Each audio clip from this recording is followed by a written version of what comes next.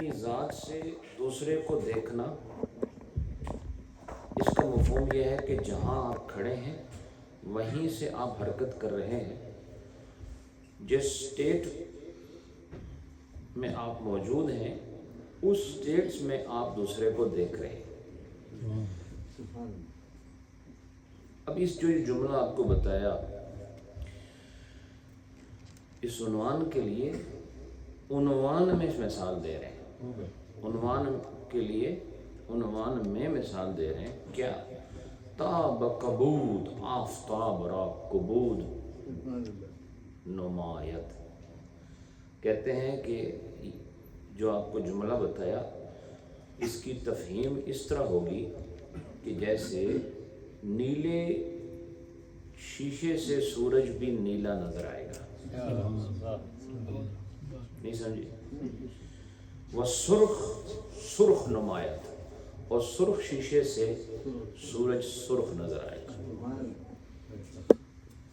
तो ये आपका सुर्ख चश्मा इस्तेमाल करना आपकी वो हालत है जिस हालत में आप खड़े हैं, और उस हालत में आपकी हरकत क्या है? सूरज को देखना। तो अब सूरज को देखना आपकी हालत से एक हरकत है, और वो हरकत आपके हाल के मुवाफिक है, इसलिए आपको सूरज कभी नीला नजर आएगा, कभी आपको सुर्ख नजर आएगा। चूता बअज़ रंग बेरूं आया दो सफेद शवत। यहाँ तक कि अगर ये रंग उसमें से निकल जाए शीशे में से और वो सफ़ेद हो जाए, क्या सफ़ेद हो जाए? शीशा। अज़ हमा ता बहाए दीगर रास्त गो तरबाशत। तो कहते हैं फिर वो जो रंगों से खाली शीशा आपके सामने आएगा, वो आपको उन सब रंगों से बेहतर दिखाएगा। ये समझे? इससे पता चला आपकी जो हालत है उस हालत में आपकी हरकत होती है, आपका इक़दाम होता है, उस इक़दाम पर फिर अंजाम होता है। लिहाजा इक़दाम पर जब अंजाम साबित हो रहा है तो फिर उस इक़दाम की जो हालत होगी अंजाम की भी वही हालत होगी। ये मैंने आपको उन्वान समझाया। अब दुरूद पढ़ ली। अल्लाहुम्मा सल्ली अला सय्यिदना मुहम्मद व अला आलि सय्यिदना मुहम्मद व बारिक व सल्लिम व सल्ली अलैहि। माशाअल्लाह। ये आगे आ जाए। अब आपको पता चल गया कि ये उन्वान क्यों कायम किया था।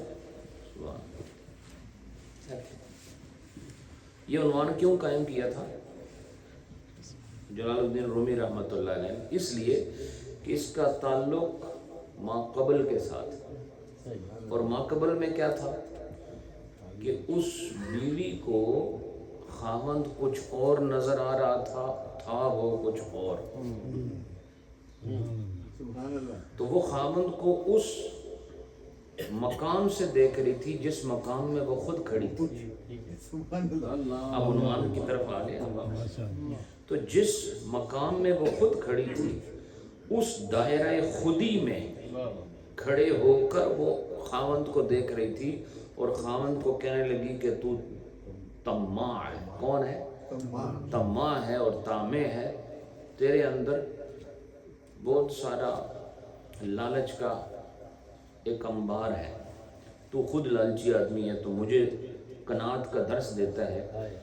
तो रूमी साहब ये फरमाते हैं कि औरत को जो नज़र आया वो उसकी अपनी हालत के मुवाफिक अपना खामंद नज़र आया। अब उस खामंद और बीवी के मामलात को समझाने के लिए कि बाज़ औक़ात आप किसी को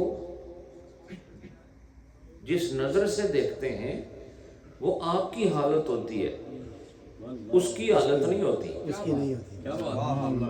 इसलिए आप जब दूसरे को देखो اگر آپ کی حالت درست نہیں ہے تو دوسرا بھی آپ کو درست نظر نہیں آئے گا. اس پر جو رومی رحمت اللہ علیہ نے آج مثال قائم کی ہے آپ سب خوش ہو جائیں گے. رومی رحمت اللہ علیہ فرماتے ہیں کہ ابو جہل آیا اور علماء نے بیان کیا کس سے بڑے، لیکن آج رومی صاحب بھی بیان کر رہے ہیں. ذرا فرق دیکھ لینا خطیبوں کے بیان کا اور ایک رومیانہ مزاج والے کے بیان کا. وہ فرماتے ہیں کہ جس طرح بیوی نے خاوند کو دیکھ کر فیصلہ کیا، اس طرح ابو جہل نے بھی رسول اللہ کو دیکھ کر فیصلہ کیا. ابو جہل حضور کے سامنے آیا اور آنے کے بعد بولا کہ یہ کتنا معاذ اللہ ثم معاذ اللہ، کتنا بیکار نقشہ ہے آپ کا، اللہ یعوذ باللہ. جو یہاں الفاظ ہیں میں ان کو سمجھانے کے لیے الفاظ استعمال کر رہا ہوں. فرماتے ہیں کہ یہ صورت میں کتنی قباحت ہے، کتنا عجیب یہ صورت ہے. اور ابو جہل کی طرف سے رومی صاحب فرماتے ہیں کہ اس نے کہا کہ یہ بنو ہاشم میں کس قسم کا پھول کھل گیا ہے جس کا حسن ہی کوئی نہیں ہے. گویا بنی ہاشم میں تو جو بھی آیا وہ بڑا حسین ہوتا ہے. نہیں سمجھے؟ ہاشمی ہونا تو بڑی سعادت ہے. تو ہاشمیوں میں یہ کیسا پودا برآمد ہو گیا ہے، ہاشمیوں میں یہ کیسا پھول نکل آیا ہے. تو یہ ابو جہل کہہ رہا ہے اور کہنے لگا کہ دید احمد را ابو جہلو بگفت. اشعار بہت ہے اس لیے میں تیزی سے نکل رہا ہوں کیونکہ میرے پاس دو ہی درس ہیں ابھی، ایک آج ہے ایک اگلا ہے، پھر نکل جانا ہے عمرے پر اور پھر پاکستان، اس لیے محبت سے سماعت کریں. دید احمد را ابو جہلو بگفت، زشت نقشی کز بنی ہاشم شگفت. یہ کیسا چہرہ ہے جو بنی ہاشم میں پیدا ہو گیا. اب یہ بات آپ سنیں پھر آگے چلتے ہیں. دید احمد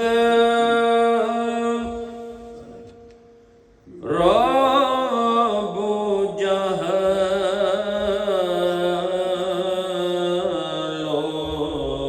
بگفت،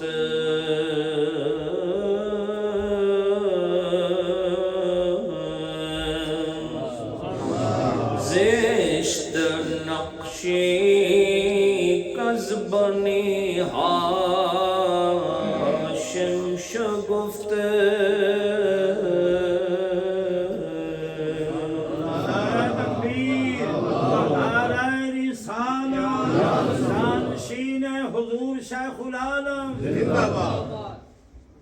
اب یہ کس کو کہا جا رہا ہے؟ ذرا حوصلہ دیکھو میرے نبی کا. Look at the forbearance of our beloved Muhammad sallallahu alaihi wasallam, the best of all creation of Allah subhanahu wa ta'ala, the best of all the chain of the messengers of Allah subhanahu wa ta'ala, and we consider them as the best of all the creation of Allah subhanahu wa ta'ala, Nabi Pak alayhi salatu wasalam. But look at the level of forbearance of our beloved Muhammad sallallahu alaihi wasallam, that Abu Jahl is standing in front of Rasulullah sallallahu alaihi wasallam and saying that your face is not beautiful, you have not got an attractive face. وہ کہتا آپ کا چہرہ حسین نہیں ہے. اب دیکھو میرے نبی کا ریپلائی کیا ہے، میرے نبی کا جواب کیا ہے. حضور نے ارشاد فرمایا، حضور نے ارشاد فرمایا تو نے بالکل صحیح کہا ہے. تو نے غلط تو نہیں کہا, تو نے بالکل صحیح کہا ہے, لیکن تھوڑا زیادہ کہا ہے. یہ رومی صاحب کا فرمان ہے. تو بولا ضرور ہے لیکن ذرا زیادہ بول گیا ہے. تو برائی ضرور ہے, اور یہ جو زیادہ تو بولا ہے اصل میں وہ میری نہیں, وہ تیری برائی ہے. لیکن تجھے جو میں نظر آیا ہوں تو بالکل سچ کہہ رہا ہے, تیرا قول بالکل سچائی پر مبنی ہے, لیکن تو ذرا سچائی کے بیان میں ذرا آگے بڑھ گیا. اور وہ آگے بڑھنا یہی ہے کہ تو نے جو میری طرف جس کلام کو راجع کیا ہے اس کا مرجع میں نہیں, تو خود ہے. اس شعر کو سنیں پھر آگے چلتے ہیں. گفت احمد مرورا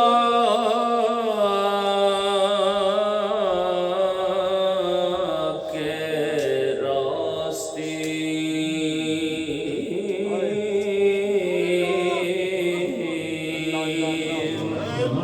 راست گفتے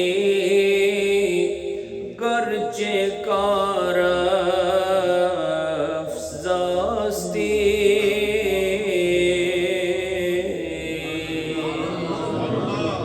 سچ کہا تو نے, تھوڑا زیادہ بول گیا ہے لیکن کہا تو نے سچ ہی ہے. فرماتے ایک طرف ابو جہل آیا اور رسالت مآب کے چہرے کو دیکھا اور کہا کہ چہرہ خوبصورت نہیں. حضور نے کہا تو سچ کہتا ہے, خدا کا کرنا ایسا ہوا کہ صدیق اکبر آتے ہیں.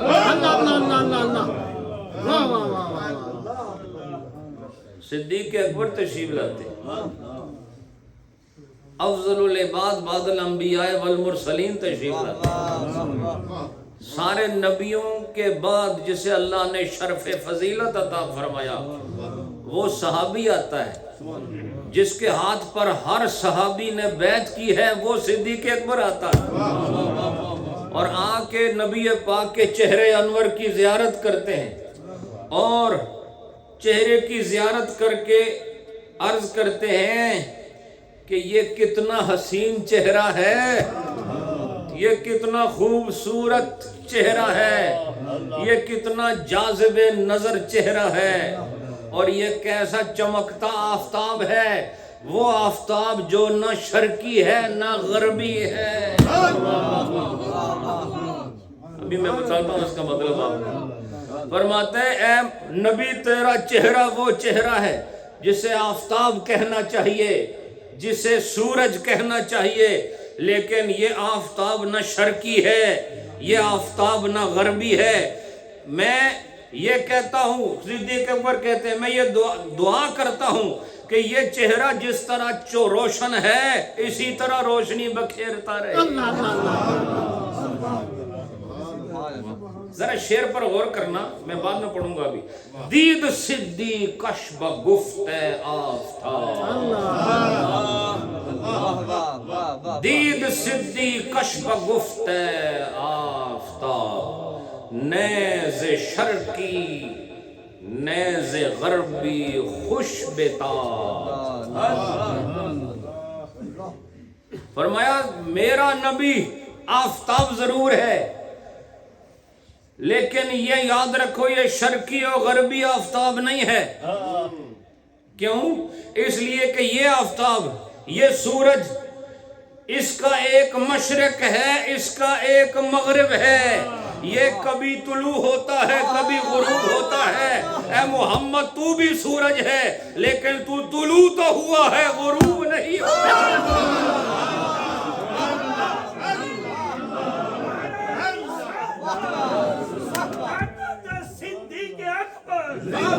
فرمایا تو وہ سورج ہے جس کے لیے کوئی مغرب نہیں ہے, اور یاد رکھ اس کے لیے یہ مشرق بھی نہیں ہے, اس لیے کہ جب نہ مشرق تھا نہ مغرب تھا اس وقت بھی آفتاب نبوت چمک رہا. اس لیے تیرے شروق کا کوئی مقام نہیں اور تیرے غروب کا کوئی مقام نہیں. نہ تیرا شروق ہے نہ تیرا غروب ہے, تو آفتاب خدا ہے. کائنات نہیں تھی تب بھی تو روشن تھا. اس لیے فرمایا کہ یہ روشنی پھیلتی رہے، یہ روشنی پھیلتی رہے۔ اب جب حضور اس شروق اور اس غروب کے شمس نہیں ہیں تو مان لو کہ پھر آج بھی نور تقسیم کر رہے ہیں۔ اور اس کا مسئلہ یہ ہے کہ جب یہ شروق کی منزل میں ہو تب تو فیض دیتا ہے، لیکن جب غروب کی منزل میں ہو تو فیض نہیں دیتا ہے، اس سے استفادہ ہو نہیں سکتا، استفادہ ممتنع ہو جاتا ہے جب یہ غروب کا رخ کرتا ہے۔ لیکن نبی پاک علیہ السلام کی ذات وہ آفتاب ہے کہ جس کی تابانیوں سے پہلے بھی کائنات استفادہ کر رہی تھی، آج بھی استفادہ کر رہی ہے، اور حشر کے میدان میں بھی استفادہ کرنے والی ہے۔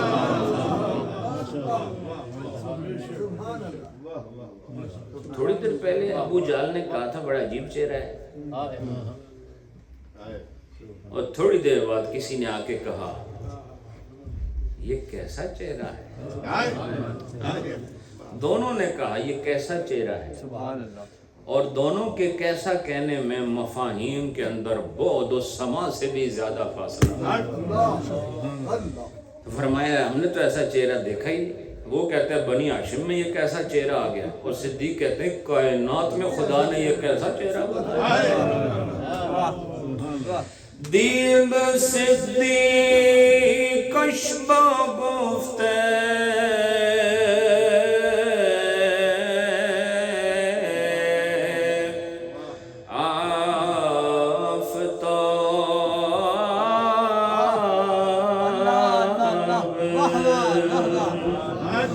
نیز شرقی نیز غربی خوش بتاب۔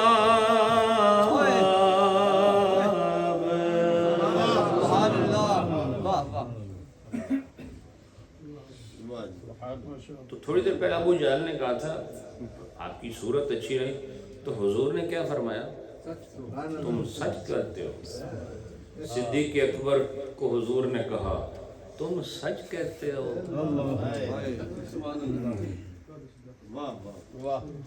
Few moments before, when Abu Jahl said to Rasulullah,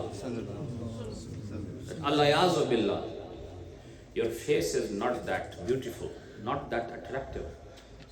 What was the reply of our beloved Muhammad sallallahu alaihi wasallam? You are right. Then Abu Bakr Siddiq had this gaze upon the blessed face of Rasulullah sallallahu alaihi wasallam and said that this face cannot be compared with the beauty of the whole universe. Subhanallah. ایسا چہرہ تو اور کوئی۔ Reply of our beloved Muhammad was the same. You are right. So if the reply is positive for two contradictive situations, where the contradiction is there between the saying of Abu Jahl and between the saying of Hazrat Siddiq Akbar, but the reply is the same. Yes, you both are saying the right thing. You both are truthful.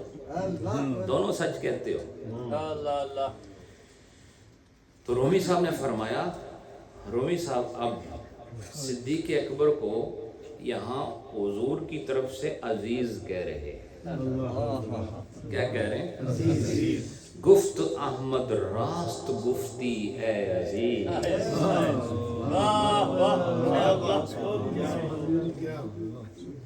قریب ترین کوئی عزیز کہتے ہیں۔ گفت احمد راست گفتی اے عزیز، اے رہیدہ تو ز دنیا اے نچیز۔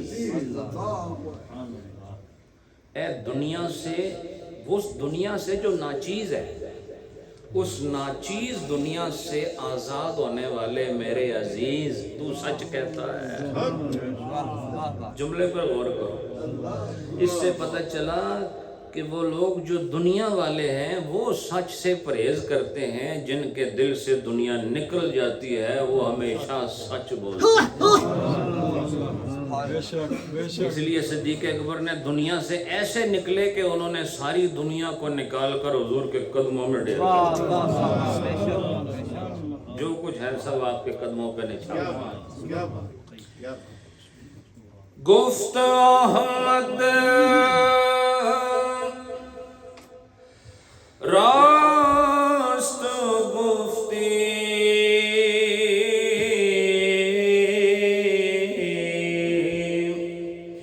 اے عزیز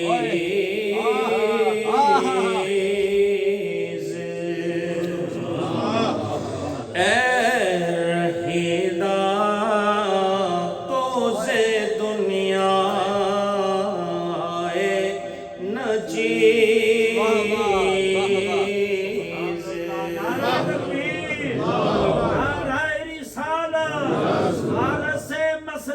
حضور شیخ العالم۔ اب جب ابو جہل آیا اس وقت بھی صحابہ موجود تھے، جب صدیق اکبر آئے اس وقت بھی صحابہ موجود تھے، تو وہ بڑے حیران ہو گئے، چونکہ یہاں سننے والوں پر دو مختلف متضاد حالتوں کے لیے جواب اثبات ان کے لیے ایک عجیب بات تھی۔ مثلا تسی مینوں آکھو کہ باہر سردی ہے یا گرمی، تو میں تمہیں آکھاں تسی دسو، تسی آندے ہو گرمی ہے، دوسرا آکھے جی سردی ہے، تو میں دونوں آکھاں تساں ٹھیک آکھیا، تو جڑے بیٹھے ہوئے گے سوچو گے تو صحیح، ایک ان میں سے درست ہو سکتا ہے، دونوں نہیں درست ہو سکتے۔ بولو۔ ایک نے کہا آپ جیسا معاذ اللہ جو ناقابل قبول صورت والا ہے اور کوئی نہیں، اور ایک نے کہا تواڈے جیسا کوئی اور ہو ہی نہیں سکتا۔ دونوں نبی پاک فرمایا ٹھیک کہندے ہو، کہ سنن والے حیران، انہاں کہ ایک ایسی گل ہے، تو رومی صاحب فرماتے ہیں سبحان اللہ، آپ نے بہت سارے القابات نبی پاک کے لیے سنے ہیں جناب رومی سے، جس میں آج ایک اور اضافہ ہو رہا ہے، حضور کی صفات پر دلالت کرنے والی ایک صفت کی کیفیت، مضاف مضاف الیہ کا خوبصورت اجتماع۔ وہ کیا؟ حضور کو آج رومی صاحب جو ہمیں بتا رہے ہیں، وہ ایک تو آپ کو بتایا تھا کہ حضور سید الوجود ہے، کیا ہے؟ یہ آپ نے یہاں سنا ہے، اس سے پہلے آپ نے سید الوجود ہے، اور آج رومی صاحب انہیں فرما رہے ہیں صدر الورا۔ کیا فرما رہے ہیں؟ صدر الورا، ساری مخلوق کے مرکز۔ بولو، یعنی زمین کا جو صدر ہے وہ بیت اللہ ہے، لیکن ساری کائنات کا صدر مصطفیٰ کی جو مقام اوسط ہے زمین کا، وہ کون سا ہے؟ وہ تو بیت اللہ شریف ہے، اور اس مقام اوسط کو بھی اگر کسی نے سمجھایا ہے تو وہ رسول اللہ کی ذات ہے، اور ساری کائنات کا جو صدر ہے، ساری مخلوقات کا جو امام ہے، اور ساری مخلوقات کا جو سربراہ ہے، وہ صدر الورا ہے، اسی کو مصطفیٰ کہتے ہیں۔ تو انہوں نے کہا کہ بات یہ سمجھ نہیں آئی کہ آپ نے دونوں کو راست گو کہا ہے۔ یا رسول اللہ، آپ نے دونوں کو بولو راست گو، دونوں کو کہا، تو سچی گل کیتی ہے، ٹھیک گل کیتی، you both are telling me the right thing, your statements are acceptable, you both are right in your statements۔ سبحان اللہ۔ تو یہ ذرا سن لیں، حضور نے جب یہ بات فرمائی تو حاضراں گفتند کے صدر الورا، حاضراں جو تھے موجود سن، گفتند کے اے صدر الورا، راست گفتی، راست گو گفتی، دو زد گو را چرا۔ بڑا خوبصورت بھائی ہے، فارسی کا بھی بڑا لطف ہے. راست گو گفتی، راست گو گفتی دو ضد گو، راست گو گفتی دو ضد گو را چرا. دو یعنی اجتماع ضدین کرنے والوں کو آپ نے راست گو کیسے کہہ دیا؟ کیونکہ اجتماع ضدین ممتنع ہے. تو پھر جب اجتماع ضدین ممتنع ہے تو پھر آپ نے ان دو لوگوں کو جو ضد بول رہے ہیں کیا کر رہے ہیں؟ ضد گو ہیں. کیا ہیں؟ تو ضد گو میں سے ایک ہی راست ہو سکتا ہے. ضد کسے کہتے ہیں؟ اپوزٹ کو. ضد کسے کہتے ہیں؟ اپوزٹ کو. مثلا ایک کہتا ہے ایک کہتا ہے نہیں ہے، تو یہ دونوں تو نہیں ٹھیک ہو سکتے. یہ ضد کا ذکر کر رہے ہیں. تو رومی صاحب فرماتے ہیں صحابہ کی زبان میں وہ حاضران سے مراد صحابہ کرام، حاضران سے مراد صاحبان ہیں. بولو حاضران سے مراد صاحبان ہیں جو حضور کے ساتھ بیٹھے ہوئے تھے. انہوں نے کہا کہ آپ نے دو ضد گو کو راست گو کہہ دیا. دونوں ضد گوئی کرنے والوں کو راست گوئی کا فتویٰ دے دیا. یہ کیا بات ہے؟ ذرا اس سوال کو سنو پھر جواب بھی الگ سے پڑھتا ہوں. حاضران گفتند کے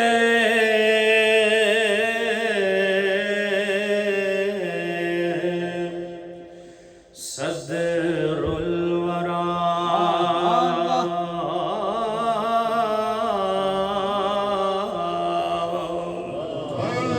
راست گو گفتی دو ضد گو را چرا.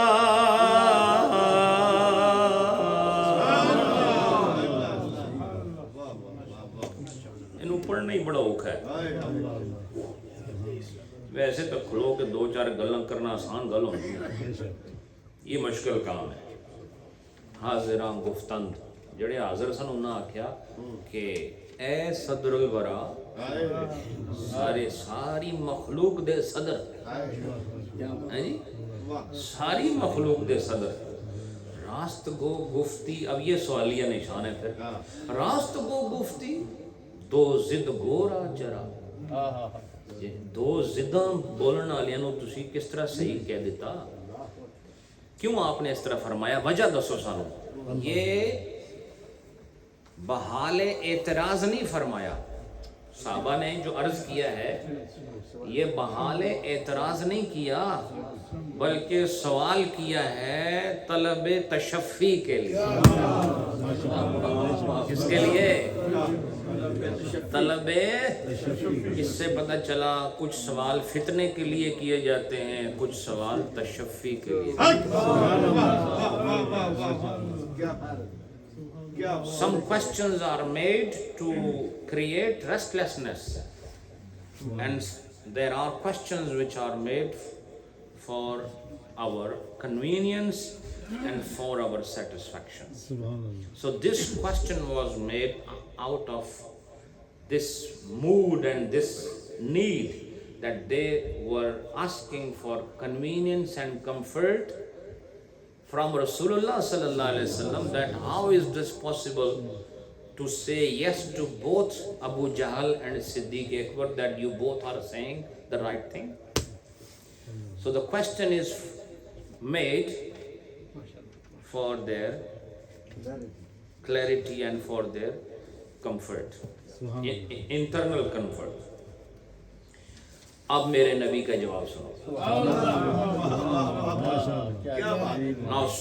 سنو آپ، یہ سنیں آپ کہ نبی پاک what is the divine reply of our beloved Muhammad.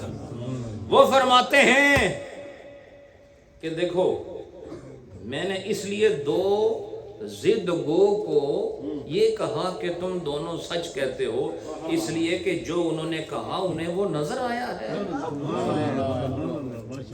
بولے نہیں ہو. یہ تھوڑے نہ بولنے نہیں گل بھی آگے آ رہی ہے آپ صاحب، آج خطیبوں کے لیے بڑی خوبصورت بات ہے، آگے آ رہی ہے، بڑی اچھی بات ہے۔ تو فرماتے ہیں کہ یہ سچ اس لیے کہہ رہا ہے کہ ان کو صرف یہ جو میرا چہرہ نظر آتا ہے، فرماتے ہیں یہ میں صرف چہرہ نہیں ہوں، میں اللہ کا چمکایا ہوا شیشہ ہوں، میں آئینہ سیکل من اللہ ہوں، اللہ کی طرف سے کلئی کیا ہوا شیشہ اور آئینہ ہوں، لہذا میرے چہرے میں کسی کو محمد نظر آئے گا اور کسی کو چہرے میں اپنا چہرہ نظر آئے گا۔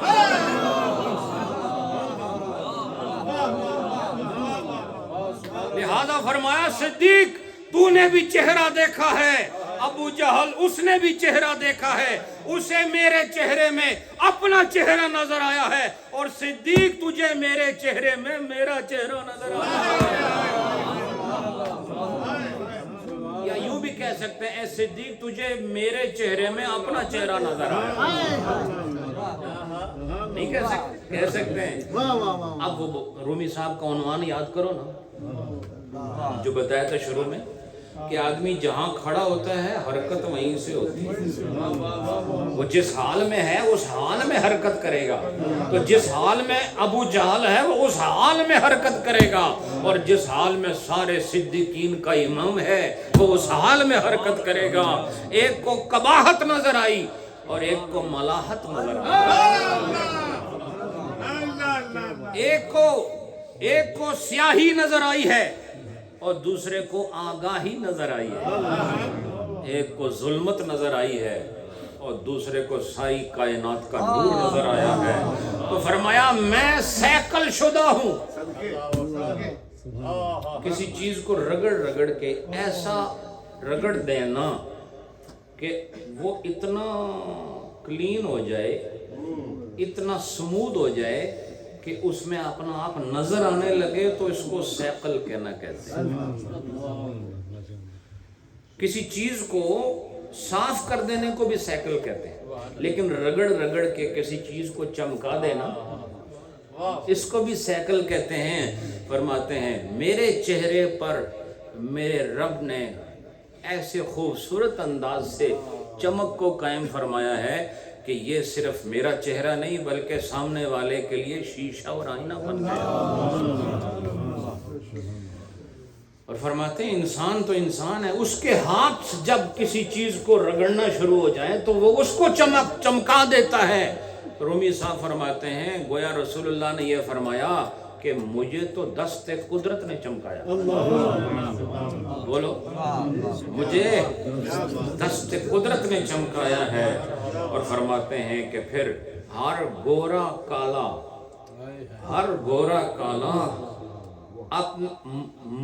میرے اندر دیکھ کے اپنا آپ دیکھتا ہے، یہ ہے اس کا مفہوم جو میں عرض کر رہا ہوں۔ فرماتے ہیں ہر گورا اور کالا، اب آپ کو میں بات بتاؤں، شیشے میں جب ایک افریقہ کا آدمی کھڑا ہوگا شیشے کے آگے تو اس کو وہی کھال کا رنگ نظر آئے گا جو افریقہ والوں کی کھال کا رنگ ہے، اور وہ بھی ایک خوبصورت رنگ ہے۔ یاد رکھو یہ کالے رنگ میں بھی حسن ہوتا ہے۔ کیا بات ہے، اللہ نے اسے بلا حکمت تو نہیں پیدا کی۔ دیکھو یہ رات نہ ہو تو آرام کیسے کرو گے؟ یہ سیاہ ہے، یہ سیاہ ہونا بھی ضروری ہے اور دن کا ہونا بھی ضروری ہے۔ کاروبار حیات، زندگی کے نظام چلانے کے لیے روشنی ضروری ہے اور آرام کے لیے تاریکی ضروری ہے۔ یہ الگ بات ہے کہ ہم نے اس کو بالکل الٹا کر دیا ہے۔ سمجھ آئی کہ نہیں آپ نے؟ اس بات کو سمجھیں۔ فرماتے ہیں شیشے کے آگے جب گورا آدمی کھڑا ہوگا تو اسے گورا ہی نظر آئے گا، بولا، اور کالا آدمی کھڑا ہوگا اسے کالا نظر آئے گا۔ تو آپ رومی صاحب یہی فرما رہے ہیں، وہ فرماتے ہیں کہ حضور نے فرمایا کہ میں تو دست الہی سے سیقل آئینہ ہوں، تو دنیا والے آئینہ بنائیں تو وہ سچ بتاتا ہے، تو مجھے تو خدا نے آئینہ بنایا۔ اب جو میرے سامنے کھڑا ہوگا تو اس کو کچھ نظر آئے گا، جو نظر آئے گا وہ وہی ہوگا جو اس کے اندر ہو۔ سبحان اللہ۔ باقی نبی کے اندر دیکھنے والا کون ہو سکتا ہے؟ وہ تو کائنات کے سب خزانوں کو ایک طرف رکھو اور نبی کا سینہ ایک طرف رکھو۔ کون میرے نبی کے سینے میں جھانک سکتا ہے؟ اس خزانے تک ہر کس و ناقص کی نظر نہیں جاتی۔ فرمایا ہاں جو مجھے دیکھتا ہے اصل میں اسے اپنا آپ نظر آ جاتا ہے۔ تو فرمایا کہ جب اپنا آپ نظر آ جاتا ہے تو پھر دیکھو نا، ابو جہل نے مجھے دیکھا تو اسے میں نظر نہ آیا، اسے اپنا آپ نظر آیا ہے، اور صدیق اکبر نے دیکھا تو اسے میں نہیں بلکہ اپنا آپ نظر آیا ہے۔ ایک کو زشتی ہے، یعنی فرمایا کہ اس نے کہا کہ نقش زشتی والے ہیں، اور صدیق اکبر نے کیا کہا؟ فرمایا آپ آفتاب نئے شرقی و نئے غربی ہیں۔ آفتاب، اس کو یاد کر لو، بول دیا کرو کبھی کبھی گفتگو میں آپ لوگ بھی، کہ میرا نبی آفتاب نئے شرقی و نئے غربی ہے۔ اور ابو جہل نے کیا کہا کہ یہ نقش زشتی ہے، اور صدیق نے کہا یہ آفتاب نئے غربی اور نئے شرقی ہے۔ سمجھے؟ تو فرمایا دونوں کے قول مختلف ہیں، اس لیے کہ دونوں کی حالت مختلف ہے۔ گفت من آئینہ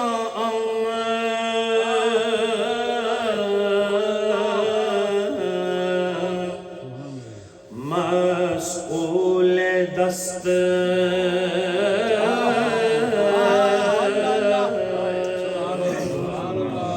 ترک و ہندو درمنا بیند کے ہست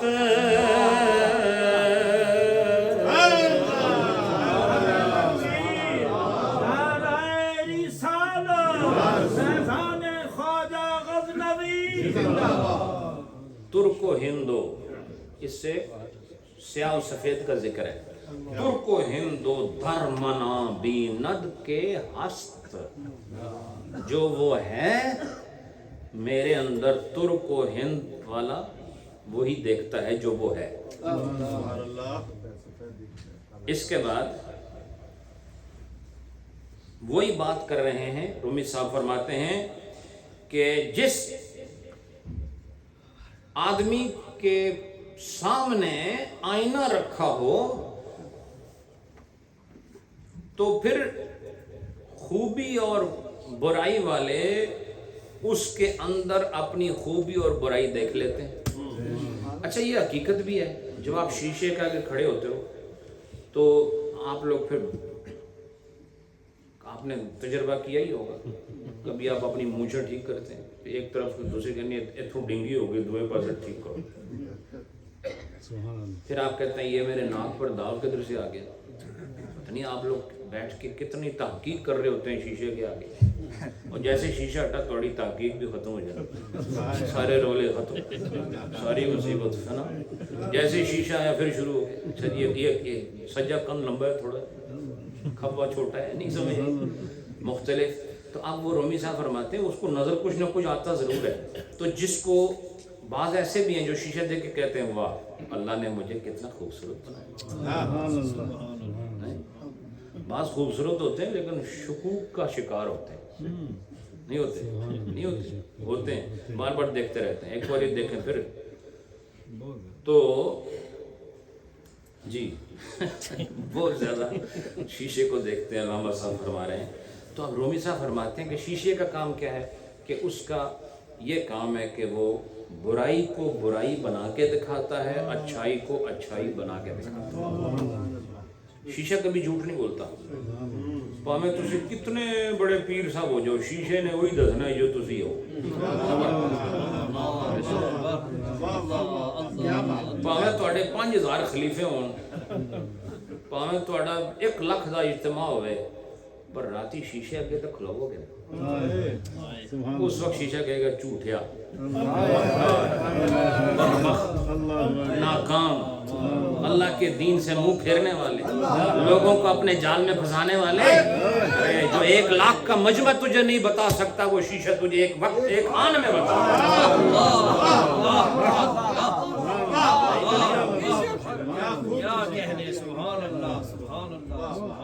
ہر کے راہ آئین باشد پیش رو،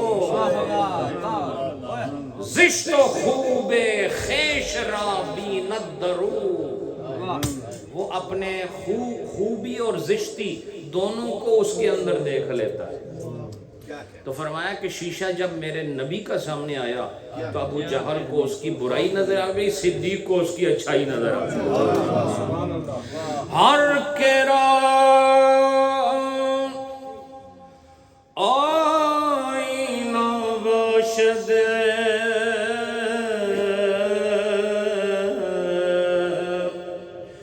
پیش رو،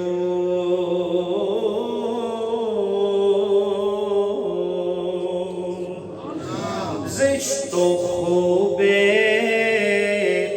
خیش را بیند درو۔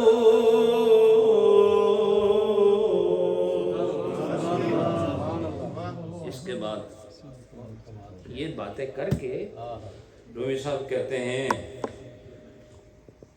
اس خامند کی طرف سے بیوی کو واپس کہہ رہے ہیں اب جو تو مجھے اتنا طمع والا دیکھ رہی ہے،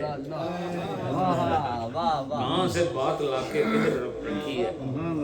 تجھے جو لگتا ہے، بیوی کو وہ خامند کہہ رہا ہے، تجھے جو لگتا ہے کہ میں بڑا گریڈی ہوں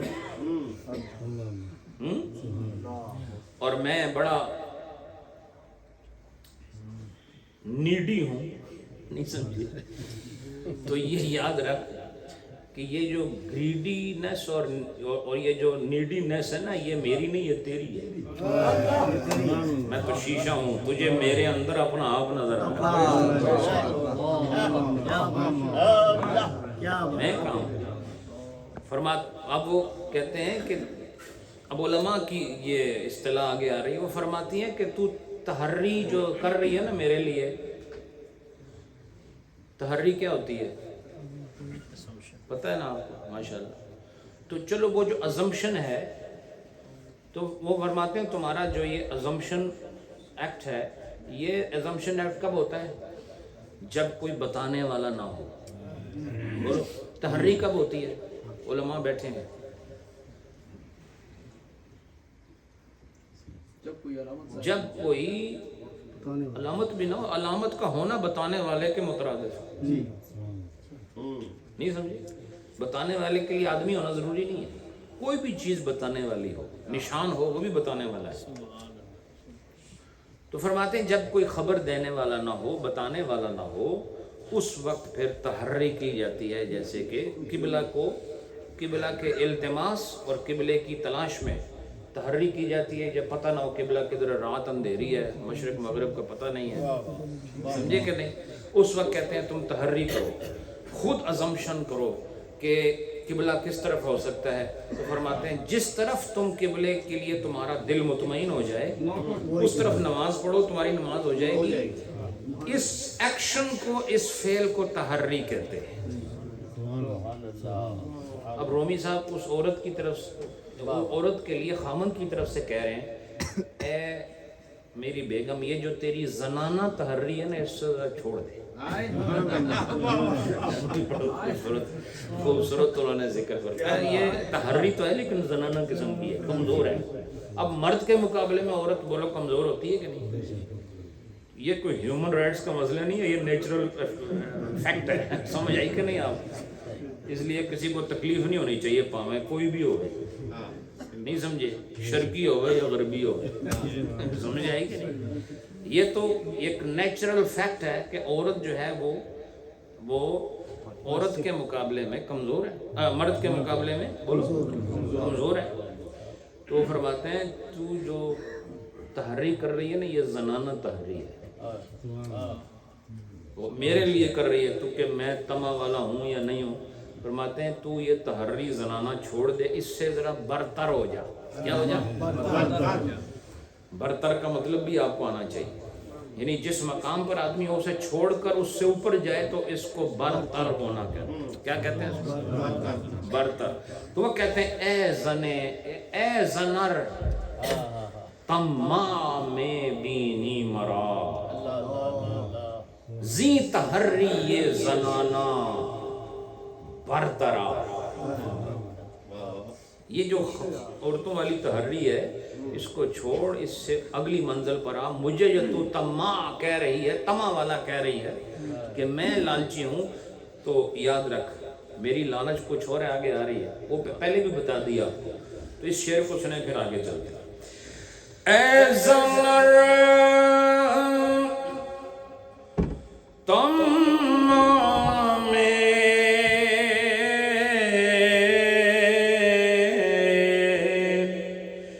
بینی مرا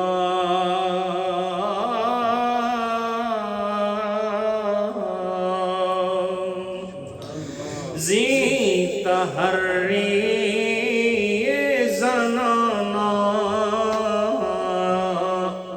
برترا.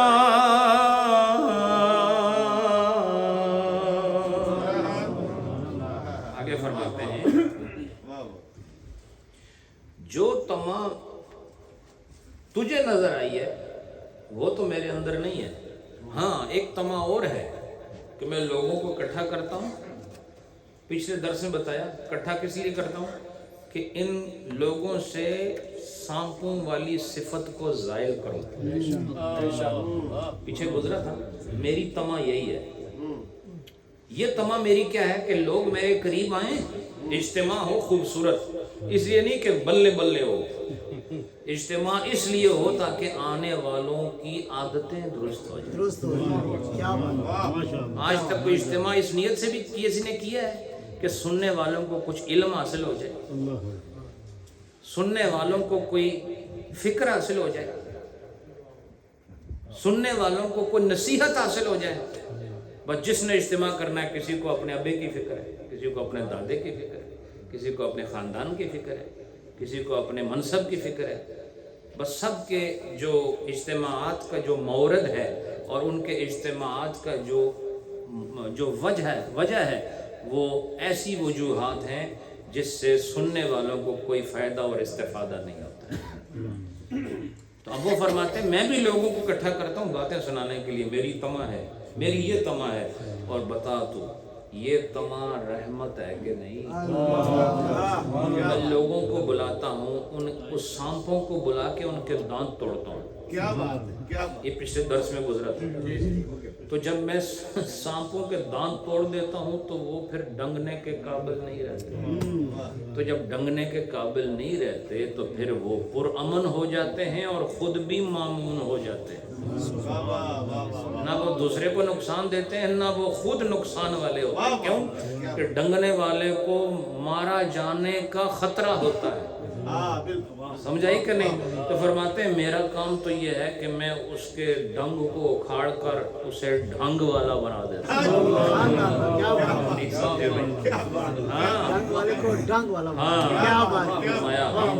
ڈنگ نکال کے ڈھنگ دے دے. تو فرمایا تو یہ تما، فرماتے ہیں یہ تما نہیں، یہ رحمت ہے. کیا ہے بولو؟ یہ رحمت ہے. اور فرماتے ہیں کہ بتاؤ کہ جہاں رحمت ہو تو وہاں تما کا کیا کام؟ وہ تو نعمت ہے. بولو کیا ہے؟ جہاں پر رحمت آ جائے وہاں تما تو نہیں ہوتی.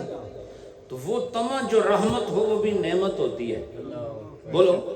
اور نعمت جو مل جائے تو فرمایا وہ اما بنعمت ربک فحدث. جب نعمت ملے تو اس کا چرچا کرو. تو میں اپنی تما کا چرچا کیوں کر رہا ہوں؟ اس لیے کہ میری تما جو ہے وہ رحمت کے دروازے سے آ کر نعمت بن گئی ہے. اس لیے میری جو تما ہے وہ از قبیل نعمت و رحمت ہے. لہذا پھر وہاں وہ تما کا خیال بھی نہیں کر سکتے جس تما کو شریعت نے ممنوع قرار دیا ہے. تمہارا माना दो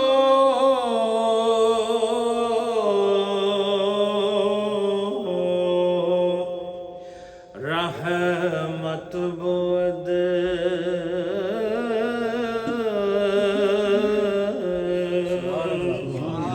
को तमा जा के आने मत बुद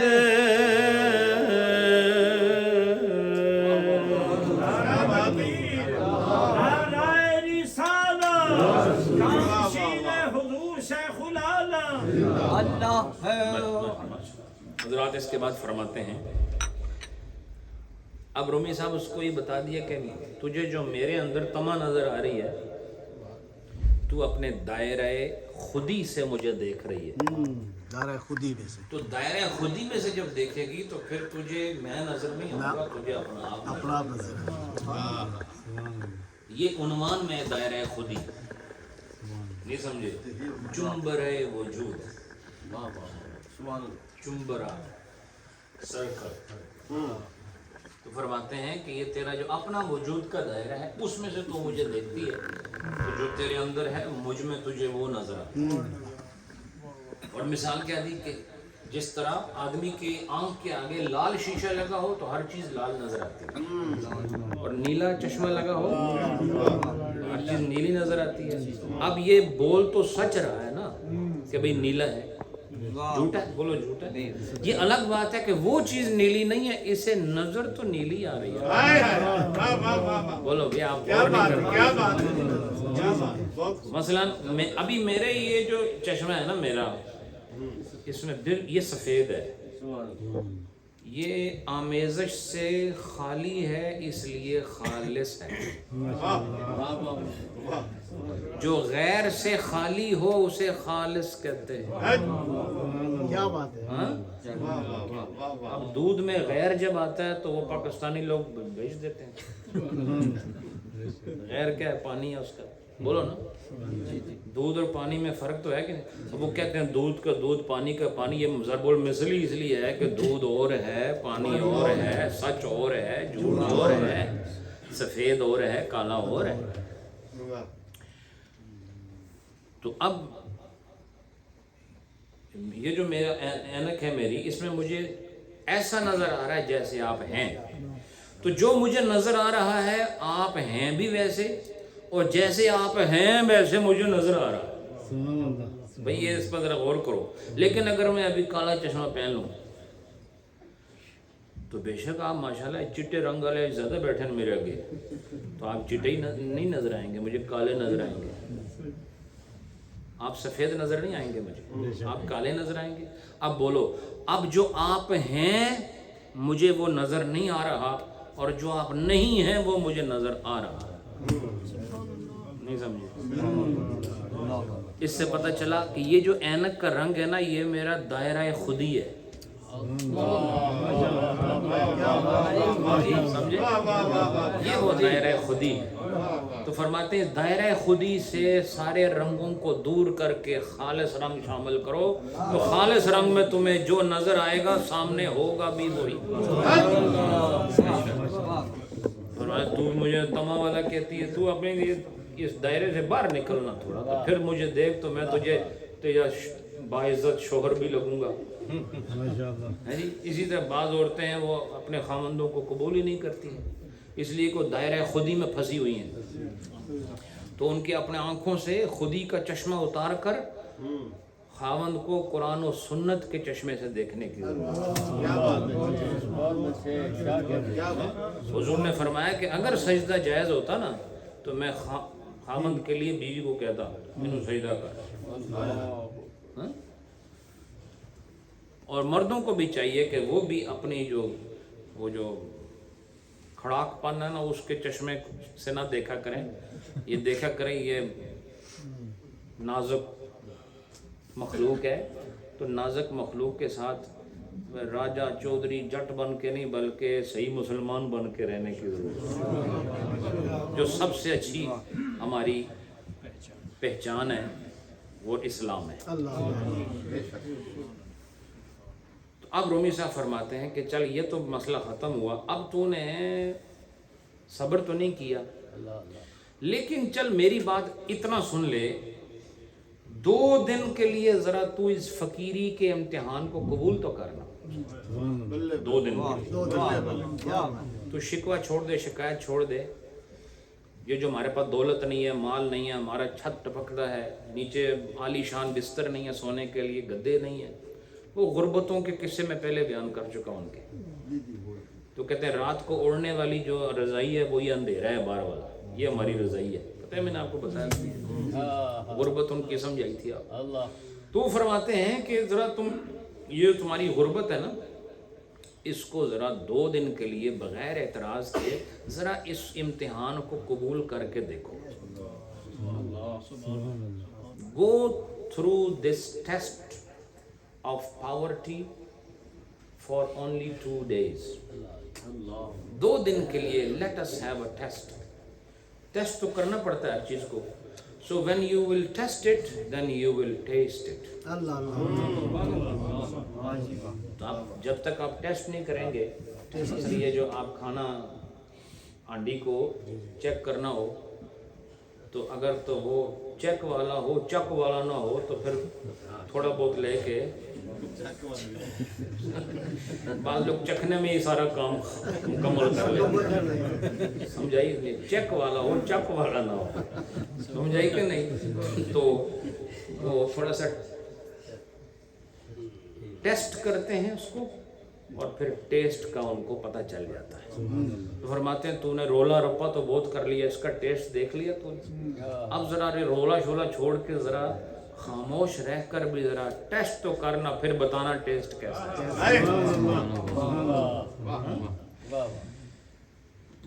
تو کہتے ہیں کہ تو دیکھے گی کہ فقیری اور ہے، غنا اور ہے، فقیر ہونا اور ہے، غنی ہونا اور ہے، یہ بھی اجتماع ضدین ہے. فرماتے ہیں جو فقیر ہے وہ غنی نہیں ہوتا، اور جو غنی ہوتا ہے وہ فقیر نہیں ہوتا، اس لیے کہ آپ نے خود قرآن کی وہ آیت سنی ہے کہ اللہ فرماتا ہے یا ایھا الناس انتم الفقراء الی اللہ واللہ هو الغنی الحمید.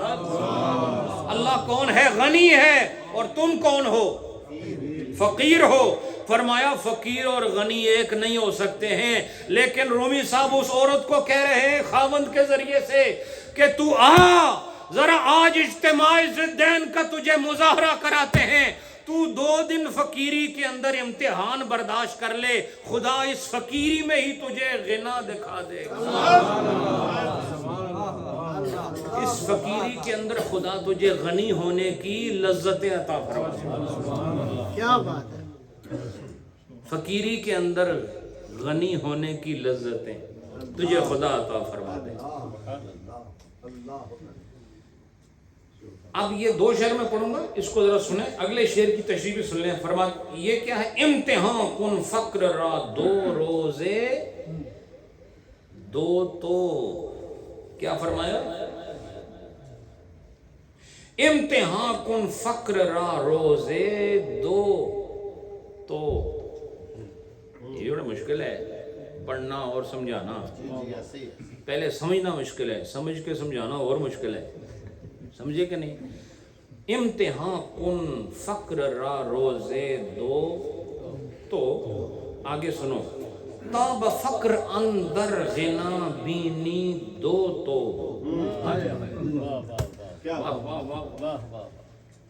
پچھلے 2 کا مطلب تو 2 دن ہے، دن اس میں محذوف ہے، دن اس میں کیا ہے؟ اور آگے جو 2 آ رہا ہے وہ 2 دگنے کے معنی میں ہے. کس کے معنی میں ہے؟ فرمایا تو 2 دن صرف فقیری میں امتحان برداشت کر، پھر دیکھ تجھے خدا دگنی غنی ہونے کی کیفیت سے نوازے.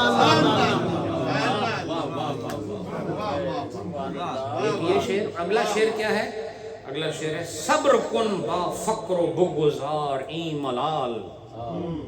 کہتے ہیں صبر کے ساتھ تو اس فقیری کی حالت سے گزر جا، اور یہ جو تیرے اندر ملال ہے نا، جو تیرے اندر جو ایک کنجیشن ہے چیسٹ کے اندر، اس سے گزر جا. تو جو اپنے اندر تنگی محسوس کر رہی ہے، غم محسوس کر رہی ہے غربت کا، اس سے گزر جا اور فقیری میں تھوڑا صبر کر لے۔ آگے وہ فرماتے ہیں اس لیے کہ اس فقیری کے اندر خدا نے عزت رکھی ہوئی۔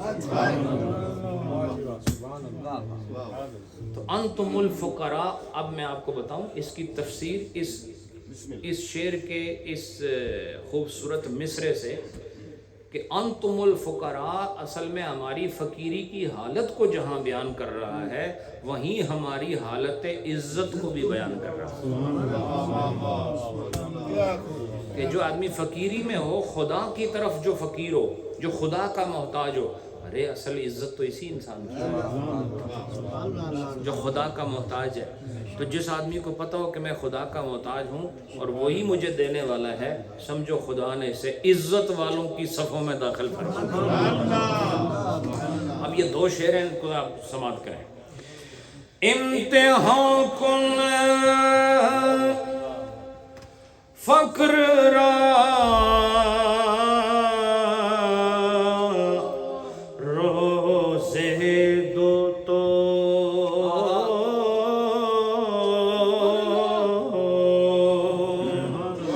تاب فقر اندر غنا بینی دو تو صبر کن با فقر و بگذاری ملال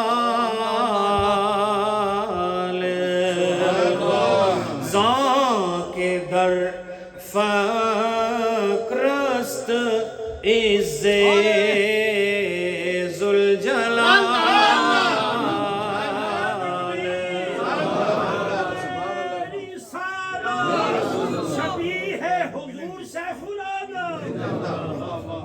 سبحان اللہ۔ حضرات یہ مجلس اس طرح کی قسمت والوں کو نصیب ہوتی ہے۔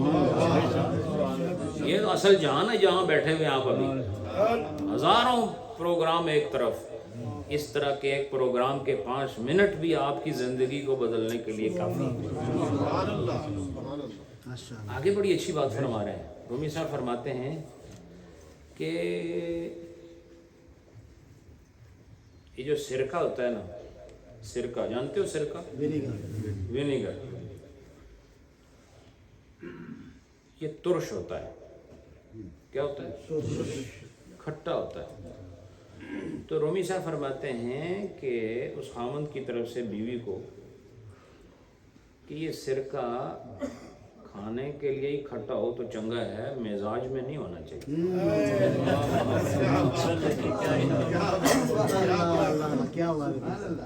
اتنا سرکہ کھان تو بعد تیرا سر ہی پھر جائے۔ تو فرماتے ہیں اس لیے یہاں ایک ضرب المثل افزا، وہ فرماتے ہیں سرکہ مفروش۔ سرکہ فروش کسے کہتے ہیں؟ سرکہ فروش کہتے ہیں سرکہ بیچنے والے کو۔ بولو بولو۔ اب یہاں جو انہوں نے لکھا ہے کتاب میں، ادھر بھی میرا اختلاف ہے پر میں اس طرف ابھی نہیں جاتا۔ میں سرکہ مفروش کا مطلب وہی کروں گا جو ظاہری معنی میں آ رہا ہے۔ سرکہ فروشی کہتے ہیں سرکہ بیچنے کو بھی اور بد مزاجی سے کلام کرنے کو بھی۔ یعنی جو آدمی کھٹیاں کھٹیاں گلاں کرے نا تو ڈکاراں بھی کھٹیاں مارے، تو اس دا مقولہ فارسی چ ہوندا ہے کہ یہ سرکہ کیوں بیچنا ہے؟ کو بیچنا ہے تو گلقند بیچو۔ یہ کیا تو نے سرکہ بیچنا شروع کر دیا؟ یعنی یہ جو تو کھٹی کھٹی باتیں کر رہا ہے چھوڑ اس کو۔ تو اب فرماتے ہیں سرکہ مفروش، چھوڑ دے سرکہ بیچنا، یعنی یہ تلخ باتیں کرنا چھوڑ دے۔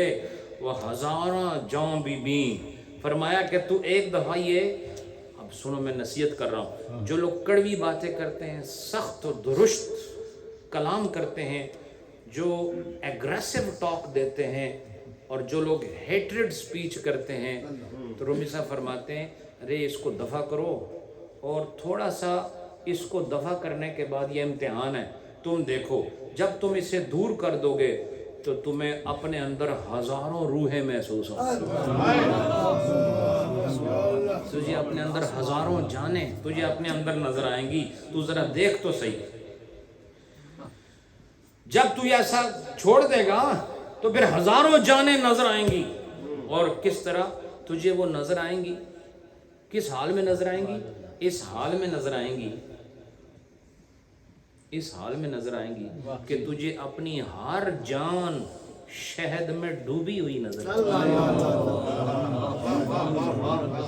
یہ آپ کی ایک جان ہے نا پروفیسر صاحب، آپ کی ایک جان ہے، تو ایک جان سے جب آپ خوش ہوتے ہو تو کتنا خوش ہوتے ہو؟ تو اگر آپ کی 1000 جانیں ہوں تو خوشی کیسی ہو؟ نہیں سمجھے؟ وہ کس طرح ہے جی؟ وہ پنجے انگلاں کے وچ تے سر کڑائی وچ، تے جے سر 1000 ہون بولو نا، تو ایک سر کڑائی میں جائے اس کی لذت کیسی ہوگی؟ اگر 1000 ہوں تو کیسی ہوگی؟ تو رومی صاحب فرماتے ہیں گویا جب تو نیک ہو جاتا ہے تو خدا تجھے گویا اس حال میں لے آتا ہے کہ تجھے اپنے اندر ایک جان نہیں ہزاروں جانیں محسوس ہوتی ہیں، اور ہزاروں جانیں فرحت محسوس ہوتی ہیں۔ لیکن اس کے لیے شرط کیا ہے؟ تو اپنا جو خو ہے اس کو بدل کے اسے ایسا بنا دے کہ اس میں سے سرکے کی تاثیر ختم ہو جائے اور شہد کی تاثیر پیدا ہو جائے۔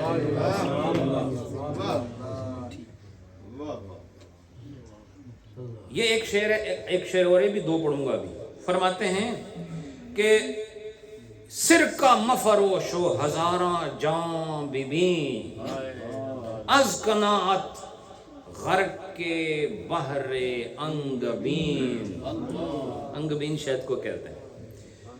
آگے فرماتے ہیں 100,000 جان تلخی کش نگر، 100,000 جان تلخی کش نگر، ہم چو گل آغشت اندر گل شکر۔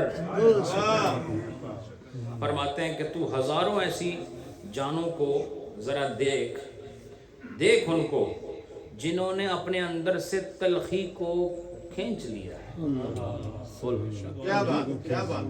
تلخی کو کھینچ کا مطلب یہ کہ اس کو نکال دیا۔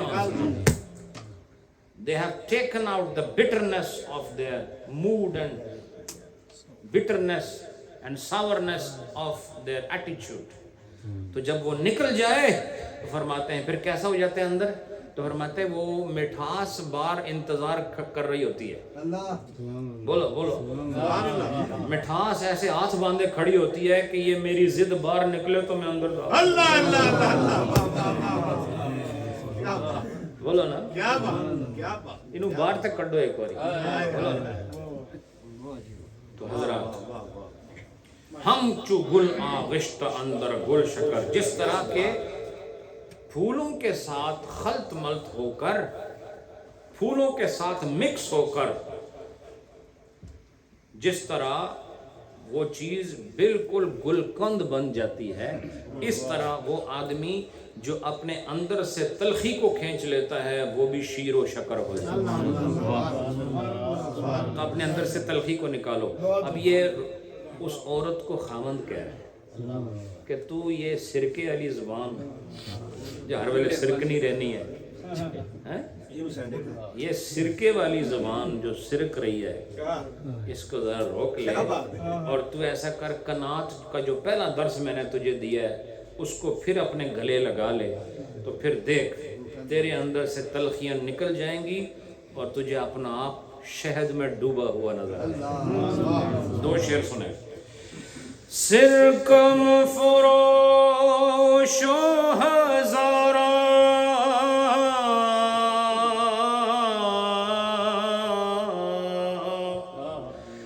جہاں ببین،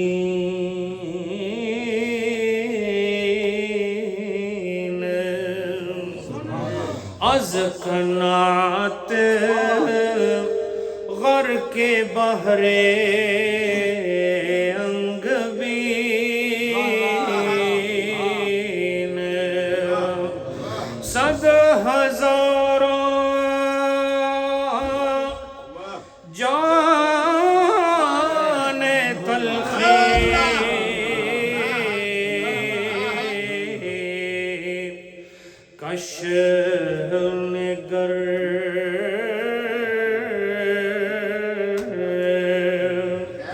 ہم چو گل آغشتہ اندر گل شکر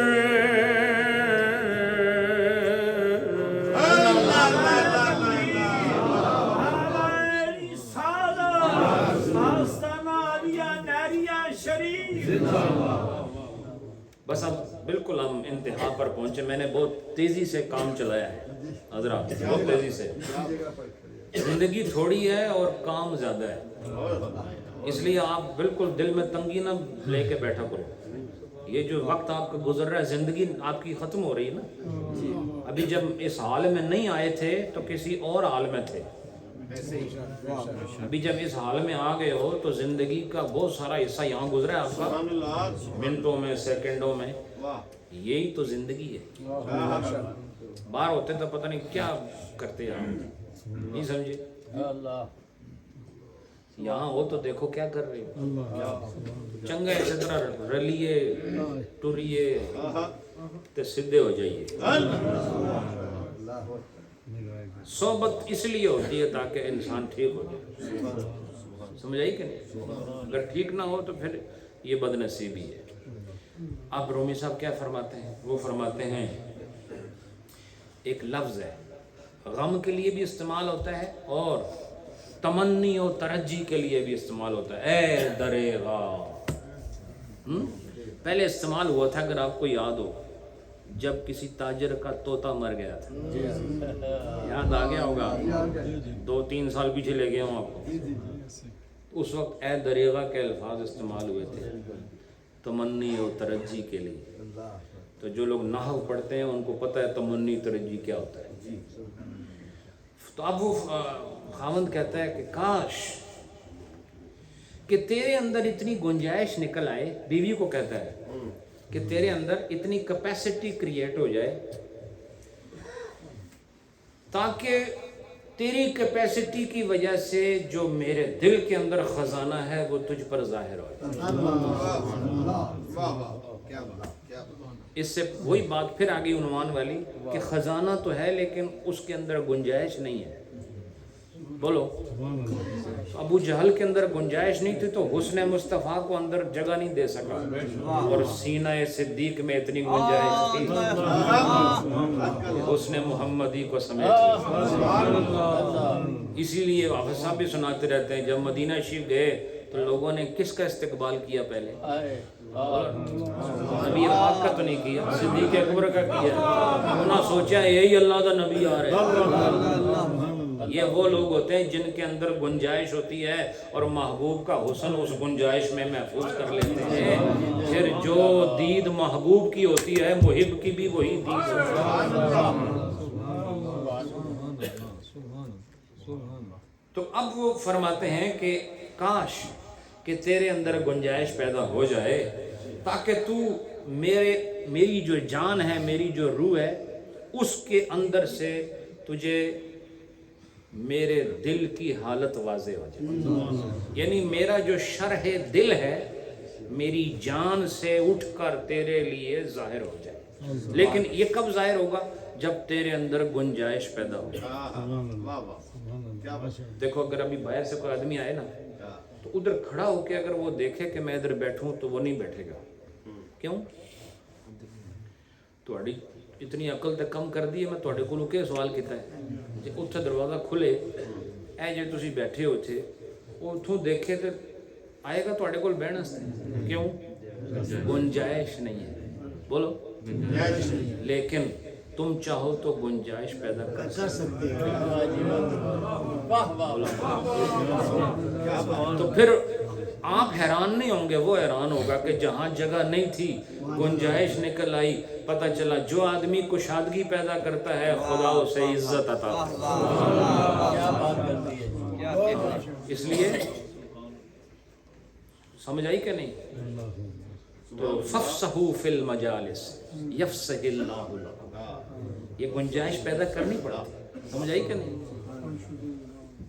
اس کے بعد یہ شعر سنو پھر آگے چلتے ہیں. اے دریغا مر تورا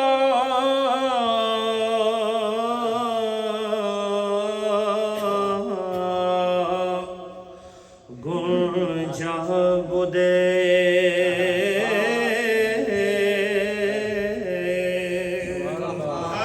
تازے جانم شرح دل پیدا شدے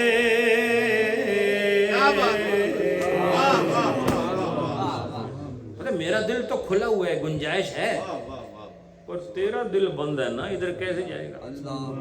تو بتا میرا دل تیرے دل میں جائے، اس کے لیے تھوڑی گنجائش تو پیدا کرو، تھوڑی گنجائش پیدا کرو، اور آدمی کوشش کرے تو گنجائش پیدا ہو جاتی۔ اب آگے جو بات فرما رہے ہیں رومی صاحب فرماتے ہیں کہ عورت جب اپنے بچے کو دودھ پلاتی ہے، اسے غور کرنا بھی جی بسم اللہ، تو اللہ نے اس کی چھاتیوں میں دودھ رکھا ہوتا ہے، سمجھ آئی کہ نہیں؟ لیکن رومی صاحب فرماتے ہیں وہ دودھ خود باہر نہیں آتا، بچے کو حاصل کرنے کے لیے محنت کرنی، بولو ایسے تو نہیں کہ خود وہ نہر کی طرح تو نہیں چلتا، یہ پریکٹیکل لائف ہے۔ تو فرماتے ہیں کہ اللہ جو ایک بچے کو ماں کی چھاتی سے دودھ دیتا ہے تو ایسا نہیں ہے کہ وہ ایک اس میں ایک وہ کوئی فلوئنگ ملک ہوتا ہے، رننگ ملک ہوتا ہے، ایسا نہیں ہے، بلکہ وہ بچہ جب اس دودھ کو حاصل کرنے کے لیے اللہ کی دی ہوئی فطرت کے مطابق کوشش کرتا ہے تو خدا اس کے منہ کے ذریعے اس کے معدے تک خوراک پہنچاتا ہے۔ لیکن اگر وہ دور بیٹھ کے بچہ کہے دودھ نہیں ملیا، بولو، تو رومی صاحب فرماتے ہیں کہ لاؤ دو چنڈا آپ ہی ٹھیک ہو جائے، سمجھے کہ نہیں؟ مطلب یہ، اس کا مطلب یہ نہیں ہے کہ چنڈا کا مطلب چنڈا ہی ہے، اس کا مطلب یہ نہیں سمجھاؤ، کیا سمجھاؤ کہ اگر تجھے دودھ اپنی ماں کا پینا ہے تو جاؤ اس کے سینے سے لگ جاؤ، پھر اس کی جو چھاتی ہے وہاں سے تمہارے لیے دودھ کی نہریں جاری ہو جائیں گی۔ لہذا دور بیٹھ کر فرمایا تجھے دودھ نہیں مل سکتا تو کوشش کرنا آ گیا۔ اس کا مطلب کیا ہوا کہ ہر ایک پر یہ اوصاف ظاہر نہیں ہوتے اور ہر ایک پر یہ معانی نازل نہیں ہوتے اور ہر ایک پر یہ حقائق ظاہر نہیں ہوتے اور ہر ایک پر یہ راز نہیں کھلتے، ارے جو طلب کرتا ہے اس پر راز کھلا کرتا ہے۔ ایسا نہیں ہے کہ ماں کی چھاتی دودھ سے خالی ہے، نہیں، تجھے پینے کا بھی ذوق ہی نہیں ہے، تو بچہ بننا، تو اس کی اولاد بن، اور اولاد بننے کا مطلب مسکینی ہے، اولاد بننے کا مطلب عاجزی ہے، اولاد بننے کا مطلب عجز و انکسار و التماس ہے۔ فرمایا تو ملتمس ہو جا، تو عاجز ہو جا، تو سائل ہو جا، پھر ماں کے پاس جا، اس کی چھاتی سے خدا تیرے لیے رزق کا اہتمام فرمایا۔ اب یہ شعر کیا دیکھو، یہ شعر میں ایسے ہی پڑھوں گا چونکہ آگے دو شعر اور ٹائم نہیں۔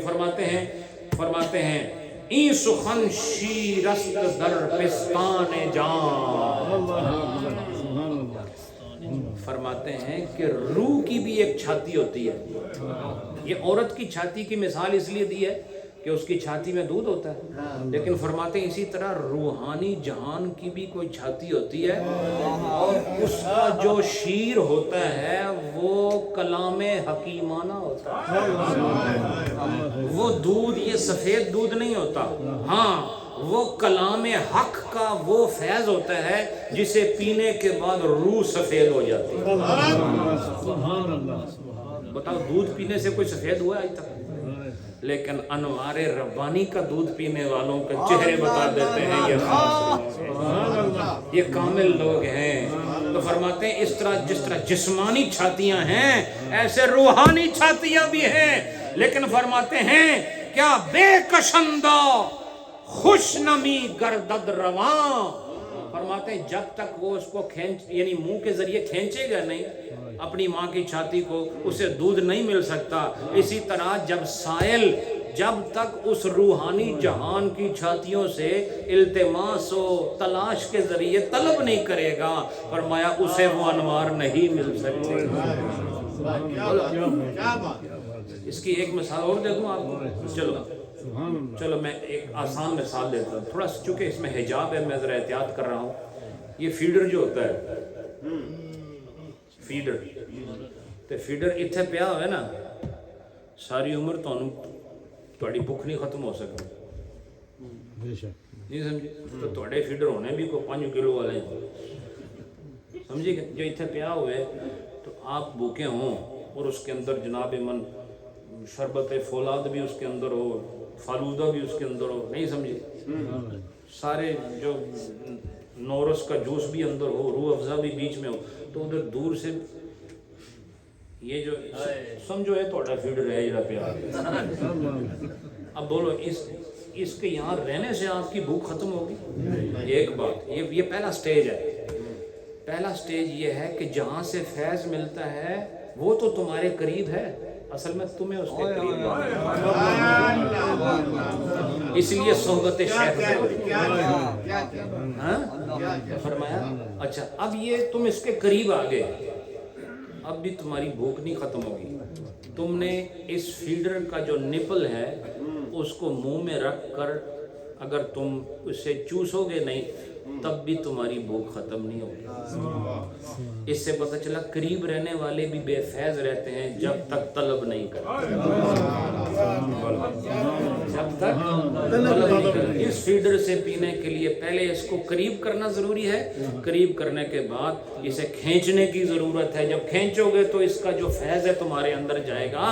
پتہ چلا جب کامل لوگوں کی پہلے تلاش کرو، جب مل جائیں تو ایسے بیٹھے نہ رہا کرو جی زیارت کر رہے ہیں، زیارت کرو لیکن صرف زیارت نہیں، نبی نے جو طریقہ بتایا صحبت کا اس کے مطابق زیارت بھی کرو، زیارت والی عبادت بھی کرو نبی کی بارگاہ میں بیٹھ کر، اور وہ جو عبارت کی شکل میں خدا نے ہمیں عبادت عطا فرمائی ہے اس کو بھی حاصل کرو۔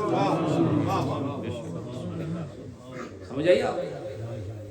اب اس کو سنو، یہ شعر آپ کو میں نے سنا، این سخن شیر است، یہ جو کلام ہے نا جس کے ذریعے میں لوگوں کو، جو تم کہتی ہو تما والے ہو، یہ جو میرا کلام ہے یہ باطنی جہان کی چھاتیوں کا دودھ ہے،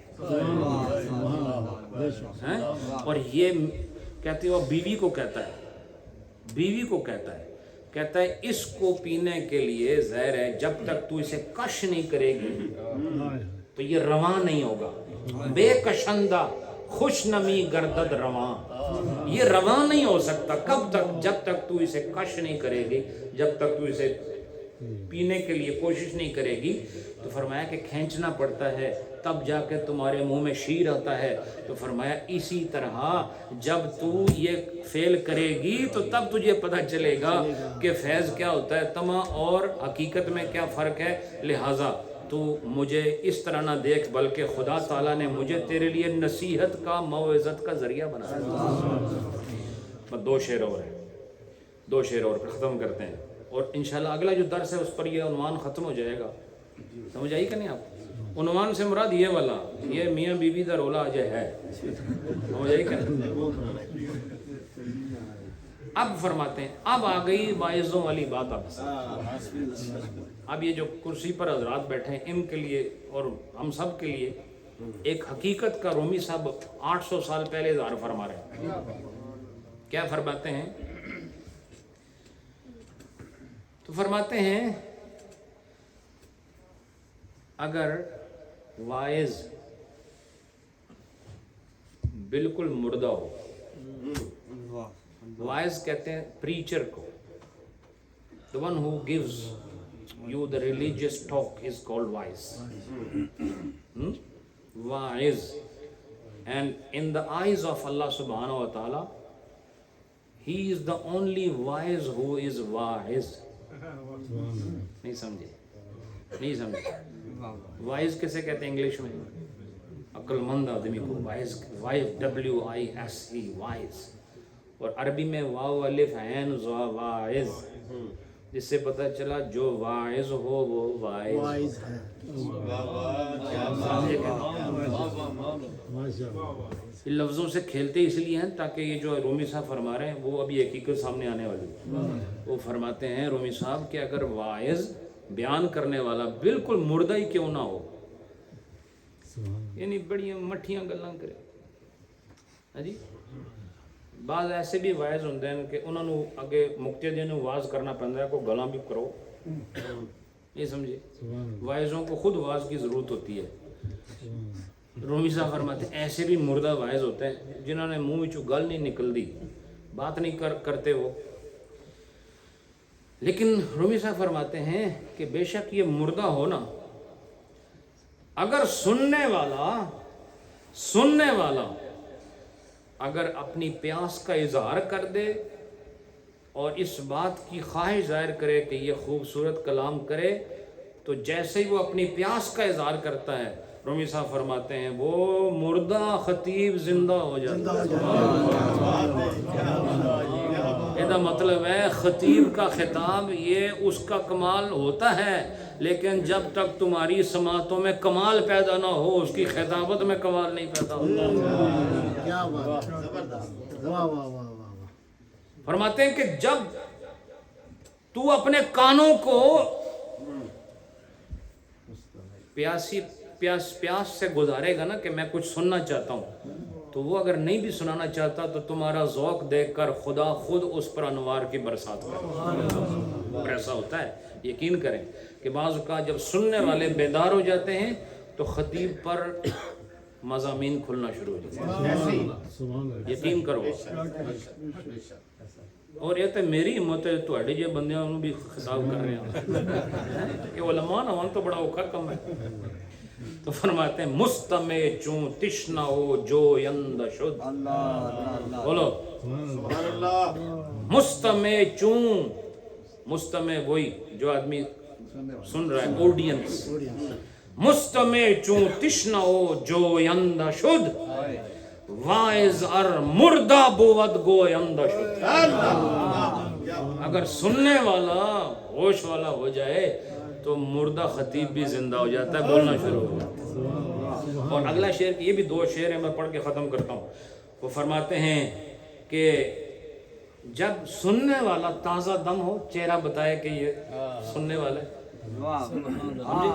بعض تو ایسے سامنے بیٹھے ہوتے ہیں جیسے ساری زندگی کی جتنی بھی مصیبتیں ہماری وجہ سے, ایسے دیکھ رہے ہوتے ہیں جیسے پتہ نہیں ہم نے لوٹ مار کی ہے. تو رومی صاحب فرماتے ہیں کوئی سونا چہرہ لے کے آ کے خطاب سنیا کرو. کوئی منہ بنا کے کوئی خطاب سنیا کرو, تو منہ بنایا نہ کرو, منہ بنا کے آیا کرو.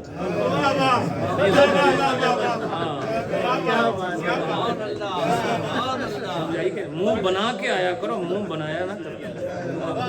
فرماتے ہیں کہ جب تو بے ملال بیٹھے گا اور تازہ بیٹھے گا تو فرماتا ہے کہ وہ خطیب جو تھوڑی دیر پہلے گونگا تھا اور خاموش تھا, اس کے منہ میں ہزاروں زبانیں پیدا ہو جائیں.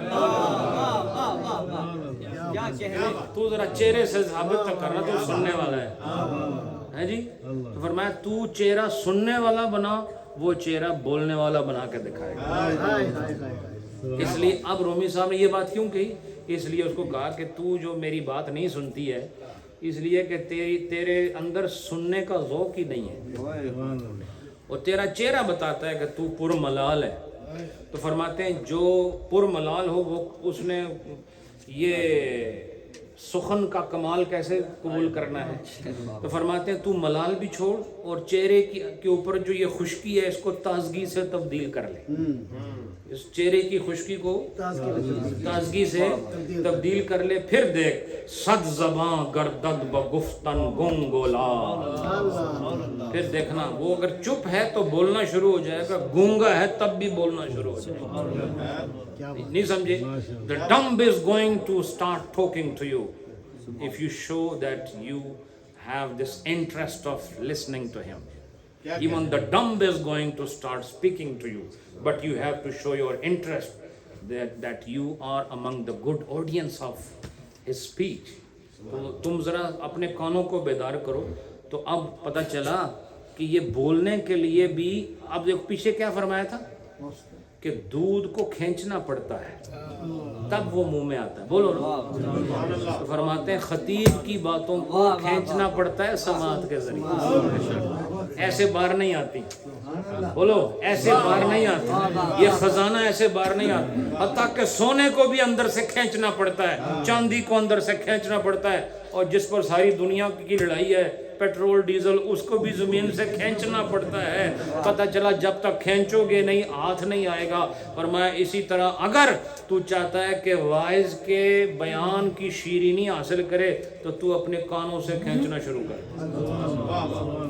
کھینچنا شروع کر, یعنی اپنی طلب کا اظہار کر. اب یہ 2 شعر سنو پھر درس ختم ہو گیا.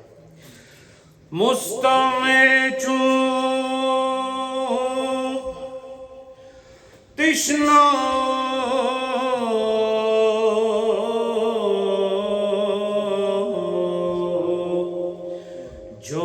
جوینده شده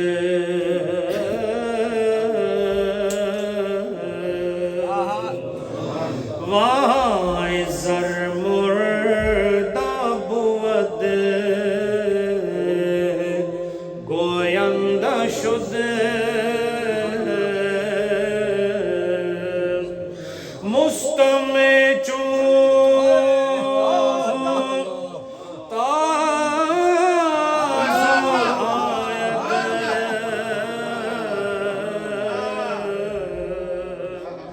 بے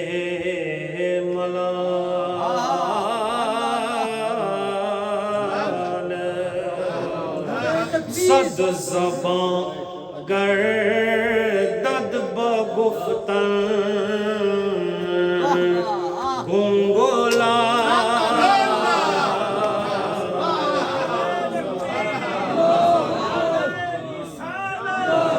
نور نظر حضور شیخ العالم.